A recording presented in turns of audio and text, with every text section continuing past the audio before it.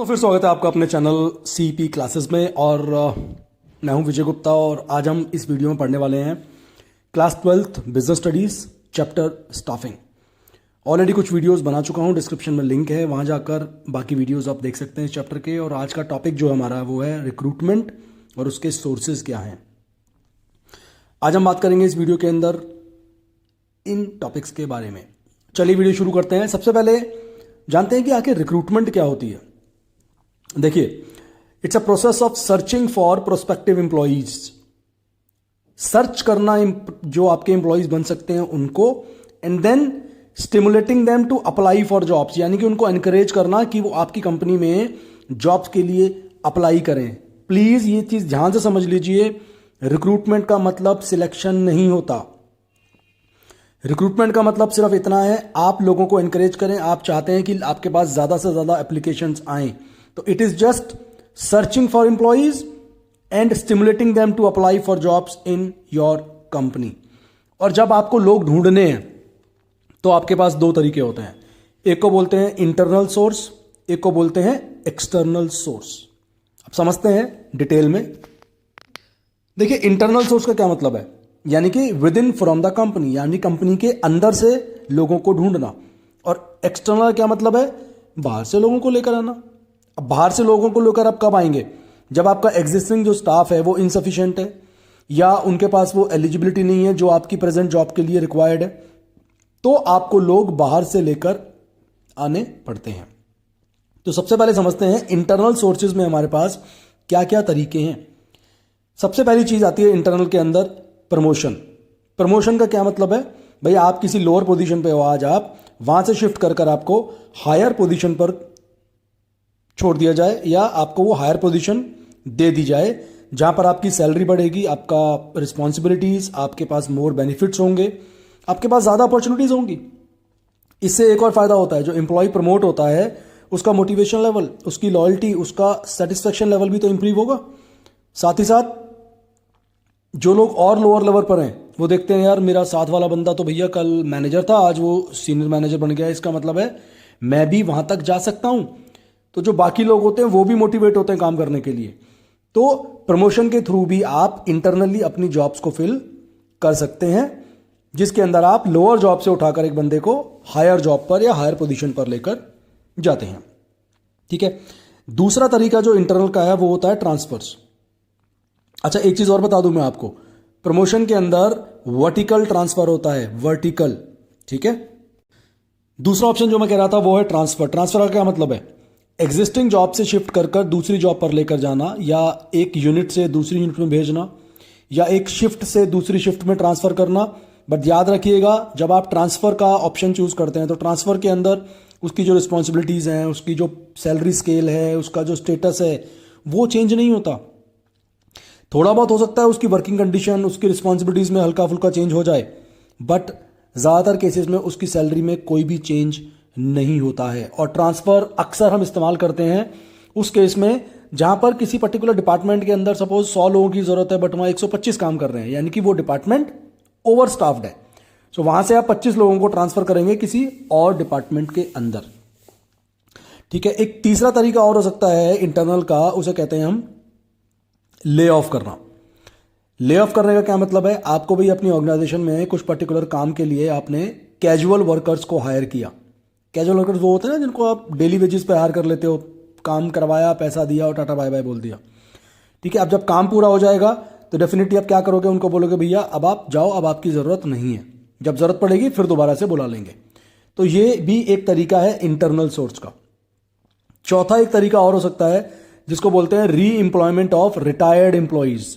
जो रिटायर हो चुके हैं पहले, उनको आप वापस कॉल कर सकते हो, है ना। उनको आप वापस कॉल कर सकते हो, भाई 2 महीने, 4 महीने, 6 महीने के लिए हमारे पास कुछ काम है and we need you, can you come back, क्या आप वापस आ सकते हैं 6 महीने के लिए, 1 साल के लिए। So that is another method of hiring people from internal sources. अब इंटरनल सोर्सेज मैंने आपको समझा दिए, अब इनके क्या फायदे और क्या नुकसान है।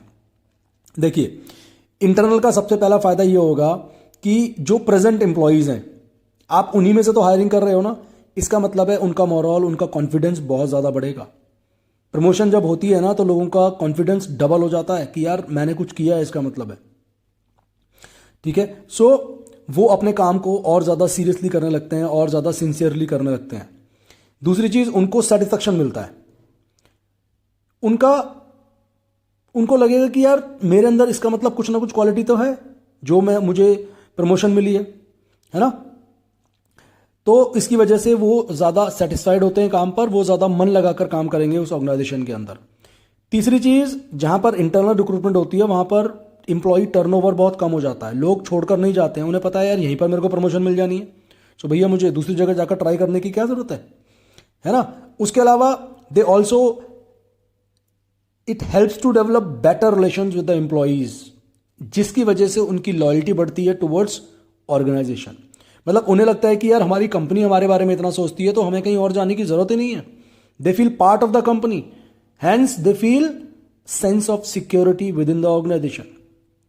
उसके बाद एक और बड़ा बेनिफिट, इकोनॉमिकल है यार, ये सस्ता पड़ता है भाई। आप बाहर से लोगों को लेकर आओगे, इंटरव्यू करना, ये करना, वो करना, 50 चीज़ें करनी पड़ती हैं आपको, बट इंटरनल में क्या करना पड़ा, कुछ नहीं। सिंपल सी बात करिए, देखा उसका परफॉर्मेंस और उसको आपने प्रमोट कर दिया, ट्रांसफर कर दिया। सो ना टाइम वेस्ट हुआ, ना आपके पैसे ज़्यादा लगे। तो इंटरनल में इतने सारे फायदे हैं जब आप इंटरनली लोगों को हायर कर लेते हैं। अब किसी चीज़ के फायदे हैं तो भाई थोड़े बहुत तो नुकसान भी होंगे। देखिए, पहली चीज़ जो नुकसान है इंटरनल का वो है इनकम्प्लीट सोर्स है। ये सभी ऑर्गेनाइजेशन के लिए इंटरनल सोर्स काम नहीं करेगा। क्या पता आपका जो एग्जिस्टिंग स्टाफ है वो इनसफिशिएंट है आपके पास पहले से ही, क्या पता वो उस काम के लिए एलिजिबल ना हो, तो आपको definitely you will have to go for external. कभी कभी ऐसा होता है कि जब आपकी ऑर्गेनाइजेशन में टाइम बाउंड प्रमोशन है, अक्सर गवर्नमेंट जॉब्स के अंदर ऐसा होता था कि भाई आप 40 साल के हो जाओगे तो आपको ये वाली पोस्ट मिल ही जाएगी, चाहे आपने पूरी ज़िंदगी में कुछ ना काम किया हो ढंग से। ठीक है, तो एम्प्लॉयज़ लिथार्जिक बन जाते हैं, वो मेहनत नहीं करते हैं ज़्यादा। फिर उसके बाद जब आपका कंपटीशन में कोई है ही नहीं, बाहर से एम्प्लॉयज़ आते हैं तो वो कंपटीशन देते हैं आपको, बट अब तो इंटरनली मामला चल रहा है ना, सेटिंग ऑलरेडी पहले ही बनी हुई है कंपनी के अंदर तो आपकी। सो आपको फ़र्क नहीं पड़ता है ना, तो कंपटीशन नहीं रहता। उसके बाद जब आप लोगों को बार बार ट्रांसफ़र करोगे, कभी यहाँ भेजा कभी वहाँ भेजा, भाई उस बंदे की फैमिली लाइफ की तुमने ऐसी तैसी करी दी, साथ ही साथ उसकी प्रोडक्टिविटी भी कम हो जाती है जब वो बार बार ट्रांसफ़र होगा एक जगह से दूसरी जगह पर, है ना। और जब आप इंटरनली लोगों को हायर कर रहे हो तो फ्रेश टैलेंट आएगा कहाँ से? वही पुराने लोग 20-30 साल से काम करे जा रहे हैं, उनका हो सकता है माइंडसेट वैसा बन गया हो, वो नई टेक्नोलॉजी अडेप्ट करने के लिए भी रेडी नहीं होंगे। सो ये कुछ नुकसान भी हैं जब आप इंटरनली लोगों को हायर करते हैं अपनी ऑर्गेनाइजेशन के अंदर। अब चलिए बात करते हैं कि एक्सटर्नल सोर्सेज कौन कौन से होते हैं। जैसा मैंने पहले बताया, एक्सटर्नल का मतलब है बाहर से लोगों को लेकर आना अपनी ऑर्गेनाइजेशन में जो जॉब्स हैं उनको फिल करने के लिए। और कभी कभी ऐसा भी हो सकता है, क्यों ज़रूरत पड़ती है, जैसा मैंने अभी बोला था कि आपका जो एग्जिस्टिंग स्टाफ है it may be insufficient, they may not have correct eligibility for that particular job. Moreover external recruitment आपको एक वाइडर चॉइस क्रिएट करता है आपके पास, है ना, नए लोग, नया फ्रेश टैलेंट आपकी ऑर्गेनाइजेशन में आता है। तो चलिए बात करते हैं कि कौन कौन से वो तरीके हैं जिनके थ्रू आप एक्सटर्नली लोगों को लेकर आ सकते हैं। तो सबसे पहला तरीका इसके अंदर आता है डायरेक्ट रिक्रूटमेंट। अब क्या होता है इसके अंदर, कंपनी के नोटिस बोर्ड पे ना एक नोटिस लगा देते हैं कि भैया देखो इस तरह की जॉब्स हमारे यहाँ पर अवेलेबल है। तो जॉब ढूंढने वाले जो होते हैं ना वो कंपनी के उस कंपाउंड में आ जाते हैं एक पर्टिकुलर डेट पर जो भी उस नोटिस के अंदर लिखी होती है। ठीक है, और नॉर्मली ये जो मेथड है ना ये अनस्किल्ड या सेमी स्किल्ड जॉब्स के लिए यूज़ होता है। और जो लोग इस मेथड के थ्रू आते हैं उनको बोलते हैं हम कैजुअल वर्कर्स या बदली वर्कर्स। और इन लोगों को जो पेमेंट भी दी जाती है ना वो डेली वेजेस पे होती है। सस्ता तरीका है, आपको एडवर्टीजमेंट पे बहुत ज़्यादा कुछ खर्च करने की ज़रूरत नहीं होती है। तो नॉर्मली कैजुअल जो काम होते हैं और जब आपको कुछ टाइम के लिए सिर्फ लोगों की ज़रूरत है तब ये मेथड आप यूज़ करते हैं। दूसरा मेथड आता है इसके अंदर casual caller, very important method. जो कंपनीज बहुत ज़्यादा रेपुटेड हैं, जिनकी गुडविल बहुत अच्छी है, जैसे माइक्रोसॉफ्ट है, इन्फोसिस है, टाटा है, रिलायंस है, ये सारी जो ग्रुप्स हैं, ये सारी जो कंपनीज है ना, लोग वहाँ पर ना मरे जाते हैं काम करने के लिए, भैया यहाँ नौकरी मिल जाए हमारी बस एक बारी। तो लोग क्या करते हैं, इन कंपनीज में अपना रिज्यूमे, अपना सीवी रेगुलर बेसिस पर वो सेंड करते हैं। वहाँ जॉब है या नहीं है वो अपना सीवी वहाँ पे सेंड करते रहेंगे। तो कंपनी क्या करती है, उन सीवीज को ना आउटराइटली रिजेक्ट नहीं करती हैं, उनको वो अपने डाटाबेस में रखती हैं और जब कभी फ्यूचर में कोई वैकेंसी अराइज होती है ना, सबसे पहले कंपनी उस डाटाबेस को ही ढूंढती है, भैया उस डाटाबेस में से लोग निकाल लो, है ना। अब यहां पर कंपनी को क्या हुआ, एडवर्टीजमेंट करने की जरूरत नहीं पड़ी, ऑलरेडी डाटाबेस में बहुत सारे लोगों का रिज्यूमे है, छांट लेंगे उसमें से and they will call for the interview. So ये भी एक बहुत अच्छा मेथड है, कैजुअल कॉलर जिसका नाम है, कंपनीज बहुत यूज करती हैं इस पर्टिकुलर मेथड को भी। तीसरी बात करते हैं एडवर्टीजमेंट, बहुत ही आसान काम हो गया ये तो, है ना। क्या करना है, ऐड कहाँ देनी है भैया आपको, न्यूज़पेपर में दे दो, मैगजीन में दे दो, जर्नल्स में दे दो, इंटरनेट पे डाल दो, है ना, एफएम पे दे सकते हो, टीवी पे दे सकते हो। सो इस मेथड के अंदर भी ना आपको एक वाइडर चॉइस मिल जाती है, and you know most of the senior positions are being filled by this method. So advertisement में एक प्रॉब्लम ये भी क्रिएट हो सकती है कि आपके पास बहुत सारी एप्लीकेशंस आ जाती हैं, लाखों एप्लीकेशंस आ गई आपके पास, अब आपके लिए प्रॉब्लम क्रिएट होगी ना, है ना। सो एडवर्टीजमेंट के थ्रू काम करना लिटिल बिट लेंदी प्रोसेस है, थोड़ा सा कॉस्टली भी है, क्योंकि ऐड आप फ्री में तो करवाएंगे नहीं कहीं भी, ठीक है। तो एडवर्टीजमेंट करके भी हम लोगों को अपनी ऑर्गेनाइजेशन में लेकर आ सकते हैं। उसके अलावा एम्प्लॉयमेंट एक्सचेंज, ये गवर्नमेंट एजेंसीज भी होती हैं और प्राइवेट एम्प्लॉयमेंट एक्सचेंजेस भी होते हैं। लोग क्या करते हैं, अब इन एम्प्लॉयमेंट एक्सचेंजेस में अपने आप को रजिस्टर करवाते हैं, अपनी पूरी डिटेल सबमिट करते हैं, ठीक है।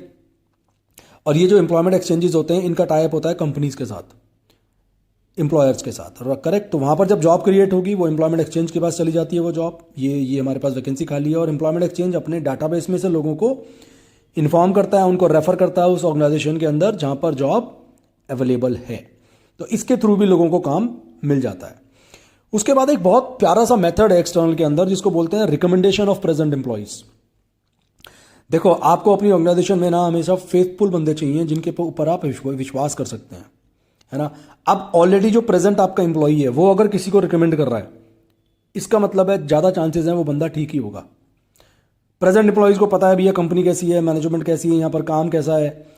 सो इस केस में ना नॉर्मली जब लोग रिकमेंड किए जाते हैं किसी प्रेजेंट एम्प्लॉइज के द्वारा, तो अगर वो ठीक ठाक हैं तो ऑर्गेनाइजेशन उनको अपनी कंपनी में हायर कर लेती है, and this is a very good source of recruitment. और जो पता है आपको, जो बंदा एम्प्लॉई जो रेफरेंस दे रहा है, जो एम्प्लॉई, उसको भी कंपनी कुछ कमीशन देती है, कुछ इंसेंटिव पे करती है, क्योंकि उसके रेफरेंस की वजह से बंदा मिला उन्हें, करेक्ट। उसके बाद एक तरीका है जिसको बोलते हैं लेबर कॉन्ट्रैक्टर्स। लेबर कॉन्ट्रैक्टर कौन होते हैं, जिनका लेबर्स के साथ बहुत टाइम से मतलब कॉन्टैक्ट है उनका, दे नो लेबर्स, और अनस्किल्ड वर्कर्स को फटाफट से हायर कर लेकर आ सकते हैं। नॉर्मली बहुत बड़े बड़े प्रोजेक्ट जहाँ पर बहुत सारे लेबर्स की जरूरत होती है, तो वहाँ पर हम लेबर कॉन्ट्रैक्टर का इस्तेमाल कर सकते हैं। बट यहाँ पर एक प्रॉब्लम है, अगर लेबर कॉन्ट्रैक्टर ने काम छोड़ दिया तो वो जो एम्प्लॉयज़ वो जो लेबर वो लेकर आया था ना, वो भी उसके साथ ही भग जाते हैं। तो यहाँ पर ये एक चैलेंज आ सकता है। उसके अलावा एक तरीका और है जिसका नाम है प्लेसमेंट एजेंसीज। ये कौन है, ये वो लोग हैं जिनका टाई अप होता है कंपनीज के साथ, ठीक है। And normally they are experts in filling the C or D category की जो वैकेंसीज होती हैं उनको फिल करने में प्लेसमेंट एजेंसीज एक्सपर्ट होते हैं, और डेफिनेटली वो अपने काम के लिए थोड़ा बहुत आपसे फीस भी चार्ज करते हैं। उसके अलावा आता है मैनेजमेंट कंसल्टेंट्स। ये कौन है, दे आर स्पेशलाइज्ड एजेंसीज, किस चीज में, middle level top level executives को हायर करवाने में, ठीक है। ये लोग क्या करते हैं, they give advertisement in the newspapers on the behalf of the company. Applications आती हैं, पहले खुद थोड़ी बहुत स्क्रीनिंग कर लेते हैं, इंटरव्यू भी ले लेते हैं काफी हद तक, ठीक है। उसके बाद ये ऑर्गेनाइजेशन में लोगों को रेफर करते हैं। एंड नौवां तरीका है कैंपस रिक्रूटमेंट। ये आई थिंक आप लोग सब जानते होंगे भाई, स्कूल में, कॉलेजेस में, जहां पर डिफरेंट कोर्सेज हम करने जाते हैं, वहां पर कंपनीज आती हैं, ठीक है।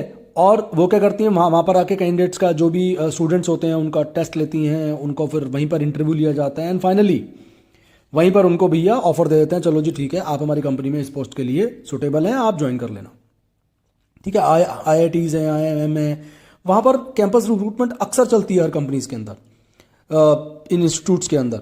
सो कंपनीज के पास है कि ये बहुत अच्छा तरीका है फ्रेश टैलेंट को अपनी ऑर्गेनाइजेशन में लेकर आने का। और फाइनली लास्ट तरीका है वेब पब्लिशिंग। मतलब बहुत सारे वेबसाइट्स हैं जैसे naukri.com, timesjobs.com, honesta.com, ये सब वेबसाइट्स हैं जहाँ पर आप अपना रिज्यूमे सबमिट कर सकते हैं, और वहाँ पर जो एम्प्लॉयर्स होते हैं वो अपनी जॉब पोस्ट करते रहते हैं, तो उसके थ्रू भी आपको जॉब मिल सकती है। अब एक्सटर्नल के भी कुछ फायदे और कुछ नुकसान हैं। सबसे पहला फायदा एक्सटर्नल की अगर हम बात करें, चॉइस बहुत मिल गई आपके पास, मतलब पूरा जहां है आपके पास ढूंढने के लिए, है ना, क्योंकि बहुत सारे कैंडिडेट आप ये ऑर्गेनाइजेशन में अप्लाई कर सकते हैं, तो you can have a wider choice, वहां से आप चूज कर लो जो आपको बेस्ट लगता है। फ्रेश टैलेंट आता है ऑर्गेनाइजेशन के अंदर, कैंपस रिक्रूटमेंट करिए आपने, आप वो बच्चा जो निकल रहा है 24-25 साल का, सोचो उसके पास कितने फ्रेश आइडियाज होंगे, है ना।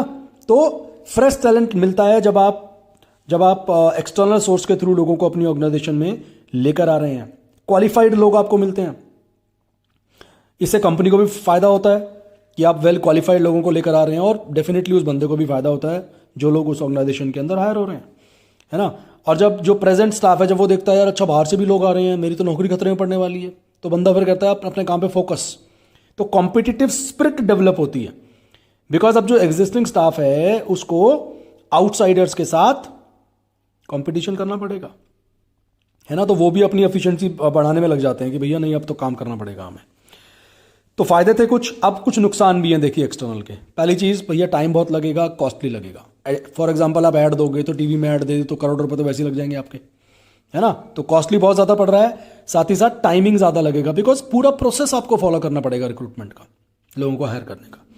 करेक्ट। अनसर्टेनिटी, जो आप बाहर से बंदा लेकर आ रहे हो, जो कैंडिडेट बाहर से आ रहा है आपके ऑफिस में एज एन एम्प्लॉय बनकर, क्या पता वो एडजस्ट कर पाए, क्या पता वो ना कर पाए, कुछ नहीं पता वो कितने टाइम तक कंटिन्यू करेगा, है ना। सो ये एक चैलेंज रहता है आपके पास कि आपने यार इतनी सारी मेहनत करी, लोगों को लेकर आए, पूरा प्रोसेस फॉलो करा, बंदा पता चला 2 महीने बाद ही छोड़ के चला गया, बचिए आपका तो बैंड।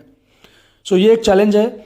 उसके अलावा अक्सर क्या होता है कि एम्प्लॉयज़ और एम्प्लॉयर के बीच में ना स्ट्राइक्स, लॉकआउट्स, ये चैलेंजेस भी रहते हैं जब आप बाहर से लोगों को लेकर आते हैं।